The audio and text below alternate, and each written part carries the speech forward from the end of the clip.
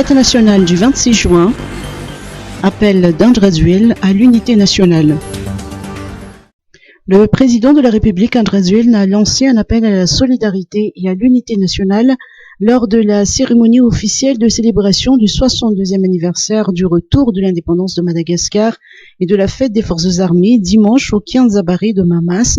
En sa qualité de chef suprême des armées, le chef d'État n'a pas manqué d'exhorter les militaires à assurer la protection du territoire et des concitoyens contre toute menace ainsi que de contribuer à l'émergence de la nation.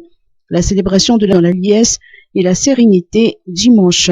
3337 éléments des forces armées, de la gendarmerie nationale, de la police nationale et de l'administration pénitentiaire ainsi qu'une unité de la police municipale ont participé à la grande parade militaire dirigée par le général de division Nandrasana Hassanali Assaifoudine, commandant de la zone de défense et de sécurité ZDS d'Ikup. En marge du défilé militaire, des démonstrations d'arts martiaux tels que le taiji, le taekwondo, le salandjil ont caractérisé cet événement dont le thème pour cette année était Niftia Vakuntanjazaku Mamelani Ampu Pyrénées. Les chefs d'église, des leaders des partis politiques, de hauts responsables civils et militaires ont rehaussé de leur présence cette célébration nationale au stade de Mamas.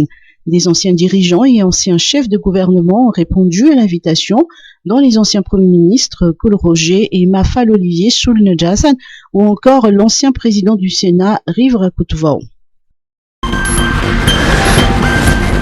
Philippe François, sa famille se mobilise pour accélérer son procès.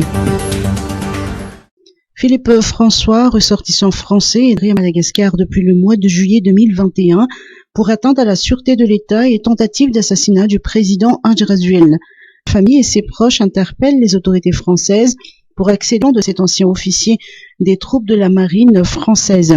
Ils estiment que la France devrait exprimer plus de reconnaissance à son ressortissant et prêter plus d'attention à son cas actuel, étant donné qu'il a défendu les intérêts de l'Hexagone pendant presque tous les terrains d'intervention de l'armée française, notamment au Tchad, en ex-Yougoslavie, dans l'océan Indien, au Liban ou encore au Kosovo. CEPE 2022, titre de 76,84% pour Tanavi. La circonscription scolaire d'Antananarivo a enregistré cette année un taux de réussite de 76,84% au CEPE, une hausse de 2,5% par rapport à l'année dernière. Des 27 526 candidats inscrits aux épreuves, 21 179 viennent de décrocher leur premier diplôme scolaire. Le chef Cisco d'Antananarivo, Lalaina Ramanantang, attribue cette performance aux nouvelles stratégies du ministère de l'Éducation nationale ainsi qu'au cours de rattrapage.